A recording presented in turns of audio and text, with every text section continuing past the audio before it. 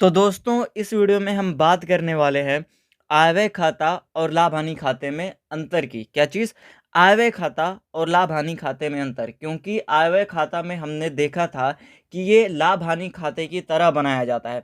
तो आखिर इनके बीच कौन कौन से अंतर हैं, उन चीज़ों को हम डिस्कस करने वाले हैं। तो यहाँ पर अंतर का आधार आयव्यय खाता और लाभ हानि खाता लिखा हुआ है। तो अंतर के आधार में सबसे पहला आता है संस्थान। आयव्यय खाता जो होता है वो गैर व्यापारिक संस्थान द्वारा बनाया जाता है। क्या चीज?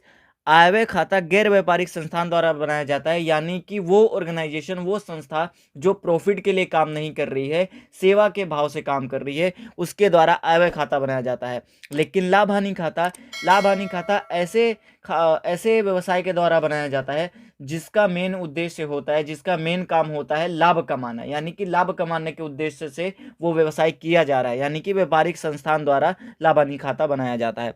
उद्देश्य यानी कि आयव्यय खाता बनाने का क्या उद्देश्य है और लाभ हानि खाता बनाने का? तो आयव्यय खाता बनाने का उद्देश्य है कि अधिशेष यानी कि सरप्लस या फिर डेफिसिट जानने के उद्देश्य से, यानी कि अधिशेष यानी कि प्रॉफिट, लेकिन गैर व्यापारिक संस्थान में प्रॉफिट को अधिशेष बोलते हैं और लॉस को घाटा बोलते हैं। तो ये चीज़ जानने के लिए आयव्यय खाता बनाया जाता है गैर व्यापारिक संस्थान द्वारा। और ये क्या होता है कि जो बिजनेस प्रॉफिट कमाने के उद्देश्य से किया जा रहा है, वो एक समय आने के बाद उसको कितना शुद्ध लाभ हुआ और कितनी शुद्ध हानि, यानी कि प्रॉफिट एंड लॉस जानने के लिए, लाभ या हानि जानने के उद्देश्य से लाभ हानि खाता बनाया जाता है व्यापारिक संस्थान द्वारा। अब आता है शेष की बारी। तो शेष में क्रेडिट शेष आयव्यय खाता का क्या बताता है? अधिशेष, यानी कि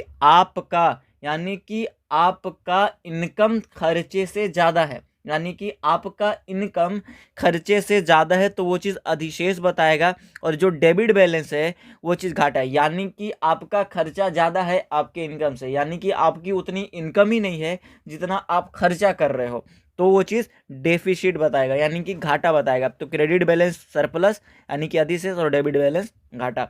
और इसमें लाभ हानि खाते में क्रेडिट शेष क्या बताता है? क्रेडिट शेष बताता है नेट प्रॉफिट। लाभ हानि खाता का क्रेडिट शेष क्या बताता है? शुद्ध लाभ बताता है। क्या चीज? शुद्ध लाभ, यानी कि नेट प्रॉफिट, यानी कि आपका जो खर्चा था वो आपके इनकम से कम था, तो वो चीज शुद्ध लाभ, यानी कि आप क्रेडिट में सारी लाभों को लिखते थे, आए वो लाभों को, सारी चीजें को क्रेडिट साइड में लिखते थे, ठीक है। और डेबिट बैलेंस क्या बताएगा? यानी कि डेबिट शेष शुद्ध हानि, यानी कि आपका इनकम कम था और एक्सपेंडिचर ज्यादा था।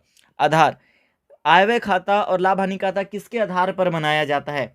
तो आयव्यय खाता जो होता है प्राप्ति एवं भुगतान खाता के साथ साथ अतिरिक्त सूचनाओं के आधार पर बनाया जाता है, यानी कि आपको प्राप्ति और भुगतान खाता दिया रहेगा और उसके साथ साथ एडिशनल इन्फॉर्मेशन, यानी कि अतिरिक्त सूचनाएं दी रहेगी, उसके आधार पर आयव्यय खाता बनाया जाता है। किसके आधार पर? प्राप्ति एवं भुगतान खाता के साथ साथ अतिरिक्त सूचनाओं के आधार पर।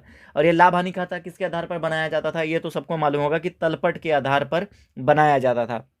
आहरण, यानी कि आयव्यय खाता बनाने के बाद अगर आपको सरप्लस हुआ, यानी कि आपको प्रॉफिट हुआ, तो क्या उस प्रॉफिट की राशि को बांटी जाएगी? तो आयव्यय खाता में नहीं बांटा जाता, वो चीज सीधे जाकर कैपिटल फंड में जुड़ जाती है।